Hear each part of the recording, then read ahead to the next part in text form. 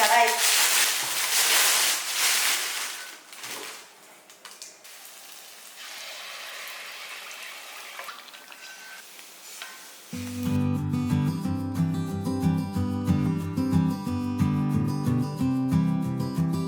எனக்கு வந்து ரொம்ப நாள் ஆசை, எனக்கு வந்து இந்த மாதிரி இரும்பு பாத்திரம் வாங்கி நம்ம வந்து சமைக்கணும் அப்படின்ட்டு.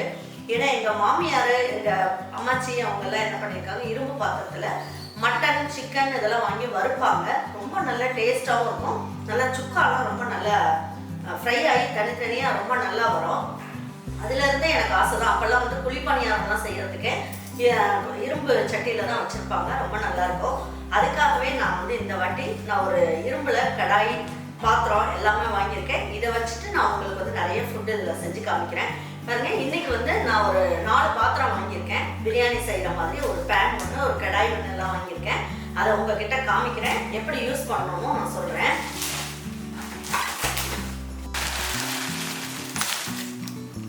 இப்போ நான் வாங்கியிருக்க பாத்திரம் பார்த்தீங்கன்னா இந்த பாக்ஸில் இருக்கிறது மட்டுமே 12 kg அளவுக்கு வந்திருக்கேன்.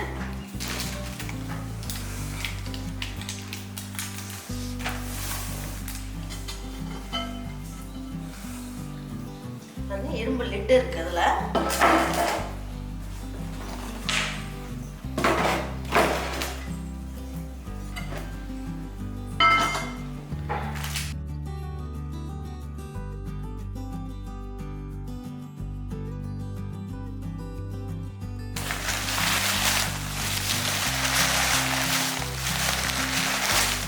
தோசை கல் வாங்கினேன்.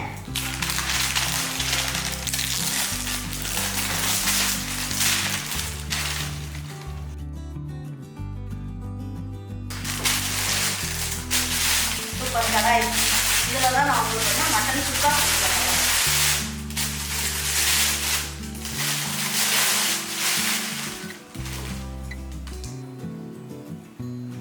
பாருங்க. இன்னைக்கு வந்து நான் இரும்பு பாத்திரம் தான் வாங்கியிருக்கேன். ஏன்னா நமக்கு வந்து நான்ஸ்டிக் அந்த மாதிரிலாம் எவ்வளோ காஸ்ட்லியாக கொடுத்து வாங்கினாலும் அது என்ன ஆயிடுது, ஒரு குறிப்பிட்ட நாள் ஆனதுக்கப்புறம் நல்லா ஸ்க்ராட்ச் விழுந்துட்டு அதுக்கப்புறம் நம்ம வந்து உட்டன் கரண்டி போட்டு இது பண்ணாலும் விளக்கும் போது என்னது கம்பி நார் போட்டு விளக்கிடுறதுனால என்ன ஆயிடுது, எல்லாமே வந்து நமக்கு ஸ்க்ராட்ச் ஆகி ரொம்ப கெட்டு போயிடுது. நம்மளும் திரும்ப திரும்ப வாங்கிட்டு இருக்க மாதிரி ஆயிடுது. ஆனால் இந்த மாதிரி இரும்பு கடாய் வாங்கும் போது என்ன ஆகும், இது வந்து நம்ம தலைமுறையாக இந்த பாத்திரம் வந்து நமக்கு யூஸ்ஃபுல்லாக இருக்கும். நம்ம யூஸ் பண்ணதுக்கு அப்புறமும் வந்து நம்ம பிள்ளைங்களுக்கும் கொடுக்கலாம். அந்த அளவுக்கு ரொம்ப ஸ்ட்ராங்காகவும் இருக்குது, நல்லாவும் இருக்குது. இதில் நம்ம செய்யக்கூடாததுன்னு பார்த்தீங்கன்னா நிறைய புளி ஊற்றி புளி தொக்கு செய்கிறது, புளிக்குழம்பு செய்கிறது, அதெல்லாம் செய்ய வேணாம். அதை மட்டும் அவாய்ட் பண்ணிவிட்டு மீதி என்ன வேணாலும் நீங்கள் செய்யலாம். ரொம்ப நல்ல ஜம்முன்னு சூப்பராக இருக்கும். இதை வந்து யூஸ் பண்ணுறதுக்கும் ரொம்ப ஹேண்டியாக தான் இருக்கும். ஏன்னா இப்போ நம்ம வாங்கியிருக்கோம் இல்லையா, இப்போ ஒரு வாட்டி கழுவி இருந்தோம். நல்ல சாதாரணமாக நீங்கள் என்ன போட்டு நீங்கள் வந்து விளக்குவீங்களோ அந்த மாதிரி விளக்கிட்டு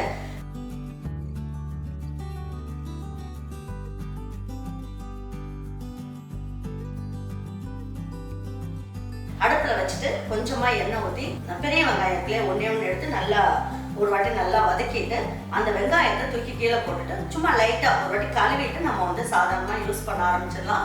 அதுக்காக ரொம்ப மெனக்கிடணும்னு அவசியம் கிடையாது.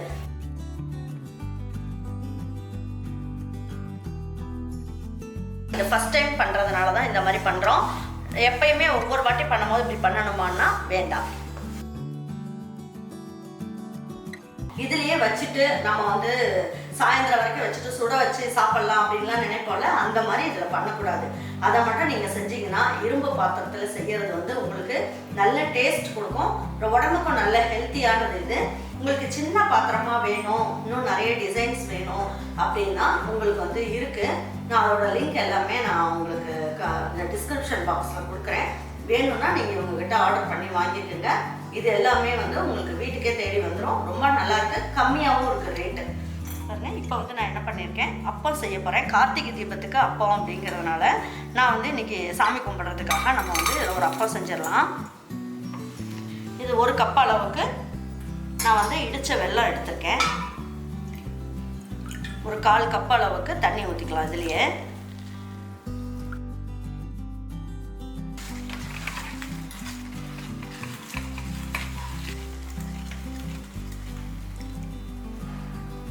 பாருங்க, இதில் ஒரு 6 ஏலக்காவையே பொடி பண்ணி வச்சுருக்கேன். இதில் கொஞ்சம் சர்க்கரை கொஞ்சோண்டு போட்டு பொடி பண்ணியிருக்கேன். இது கொஞ்சம் போட்டுக்கலாம், 1 ஸ்பூன் அளவுக்கு.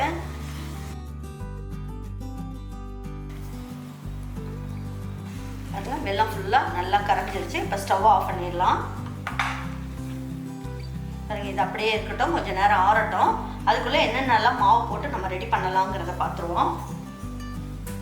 1 கப் அளவுக்கு நம்ம வந்து கோதுமை மாவை எடுத்துருக்கோம். இதுலேயே வந்து 3/4 கப் அளவுக்கு பச்சரிசி, இதுலேயே வந்து 3/4 கப் அளவுக்கு மைதா மாவு, இதுலேயே ஒரு 2 பிஞ்ச் அளவுக்கு சோடா போட்டுக்கலாம்.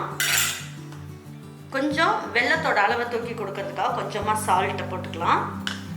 இதிலே க்ளீன் பண்ணி எடுத்து வச்சுருக்க எள்ளு பிடிக்கும் அப்படின்றவங்க எள்ளு போட்டுக்கோங்க. எள்ளு வேண்டாம் அப்படின்னா அவாய்ட் பண்ணிக்கலாம். பாருங்க, இன்றைக்கி நான் என்ன பண்ணியிருக்கேன், ஒரு 1/4 மூடி அளவுக்கு தேங்காயில் நான் வந்து பால் எடுத்து வச்சுருக்கேன். இந்த பாலையும் இதில் ஊற்றிடலாம்.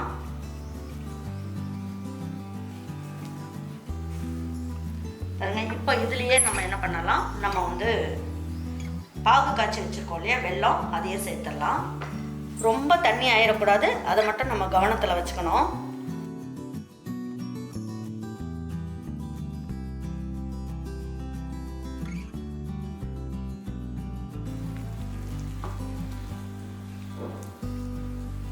ஒரு 1/4 கப் அளவுக்கு தண்ணி சேர்த்துக்கலாம்.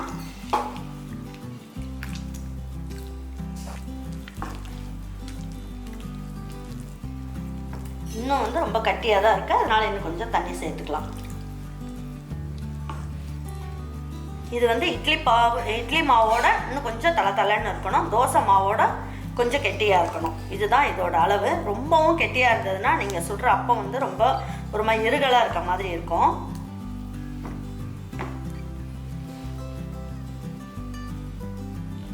இந்த அப்பத்துக்கு என்ன பண்ணலாம், ஒரு 1/4 ஸ்பூன் அளவுக்கு நெய் சேர்த்துக்குங்க. நெய் சேர்த்துட்டு செஞ்சீங்க அப்படின்னா நம்ம அப்பம் செய்யும் போது நம்ம வந்து தனித்தனியாக ஒவ்வொன்றுத்துக்காக நம்ம வந்து நெய் சேர்க்கணும்னு அவசியம் கிடையாது.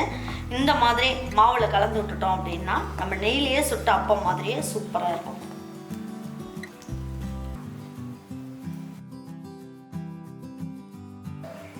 இது ஒரு 10 நிமிஷம் எண்ணெய் காயிற நேரம் வரைக்கும் இது வந்து அப்படியே மூடி வச்சிடலாம்.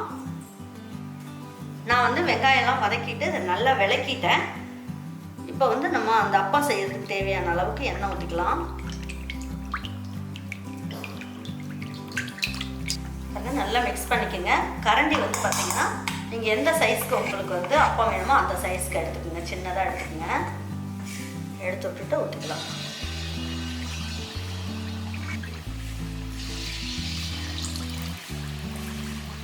இப்போ 2 ஒன்றா ஒட்டிக்கிற மாதிரி இருக்கும். வெந்ததுன்னா அப்படியே மேலே எழுந்து வந்துடும், தனித்தனியாக பிரிஞ்சிடும்.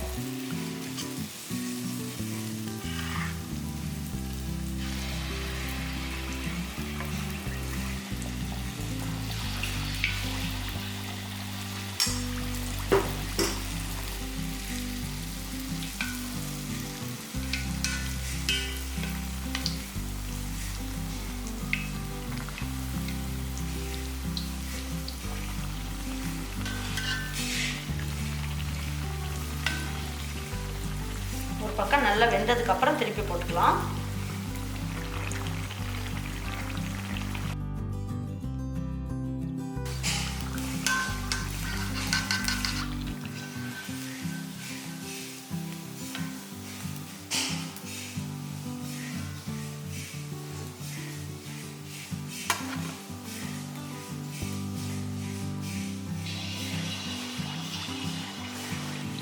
ஒன்று மேலே எழுந்து வந்ததுக்கப்புறம் இன்னொன்று ஊற்ற ஆரம்பிக்கலாம்.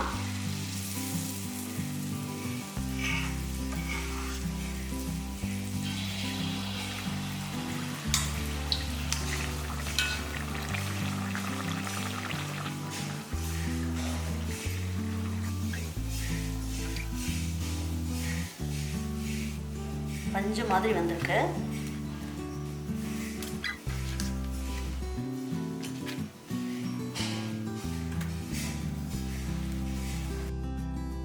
பாருங்க, இன்னைக்கு வந்து எத்தனிக் பாட்ஸ் அண்ட் பேன்ல தான் நான் இன்னைக்கு வந்து செஞ்சிருக்கேன். இந்த கடாய் நம்ம எப்படி யூஸ் பண்ணணும் அப்படிங்கிறதையும் நான் சொல்லியிருக்கேன். இதில் வெங்காயம்லாம் போட்டு நல்லா வதக்கி எல்லாமே கழுவிட்டு அதுக்கப்புறமா இந்த பேன் யூஸ் பண்ணணும்.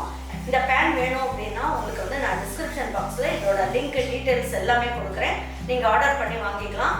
உங்களுக்கு இந்த அப்பமும் வந்து ரொம்ப பிடிச்சிருக்கும்னு நினைக்கிறேன். இதில் வந்து நான் தேங்காய் பால்லாம் போட்டு செஞ்சுருக்கேன் அப்படின்றதுனால நல்ல மெத்துன்னு இருக்குது. நல்ல சாப்பிட்றதுக்கு நல்ல அருமையாக இருக்கும். நல்ல பல் இல்லாதவங்க கூட மென்று சாப்பிட்றதுக்கு நல்லாயிருக்கும். இந்த கார்த்திகை தீபத்துக்கு உங்கள் வீட்டில் இருக்கவங்க எல்லாருக்குமே இதே மெத்தடில் நீங்கள் செஞ்சு கொடுங்க. கோதுமை மாவோட தான் செஞ்சுருக்கோம்.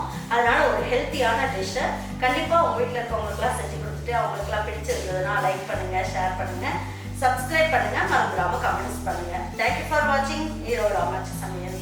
தேங்க்யூ.